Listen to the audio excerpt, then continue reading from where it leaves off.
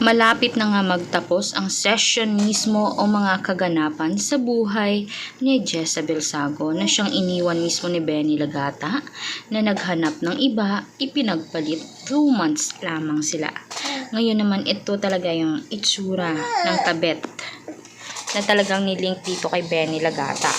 Ika naman ang karamihan, mas maganda umano ang kabet kaysa sa legal. Pero ngayon naman hindi naman masasabing kabet dahil nga kasal na silang dalawa. Pero mali pa rin dahil alam naman ni girl na may kinakasama itong si Jezabel. Itong si Benny Lagata ay nalink mismo kay Jezabel. Pero balak niya talagang agawin, balak niya talagang suhutin ito. Kaya ngayon, ang mismong ape ay magtutuos na sila dahil may kaso ng inihanda laban mismo kay Sailor Moon at kay Benny Lagata.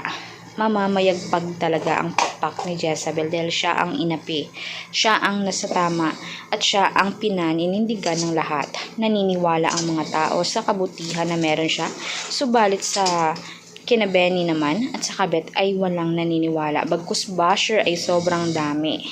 Ngayon nga ang mga opportunity ay nagsila para na dito mismo kay Jezabel at masaya sila dahil kahit papaano ay naging okay na ang pamumuhay nila. Marami kasi siyang sponsorships at mga cash na din na flow.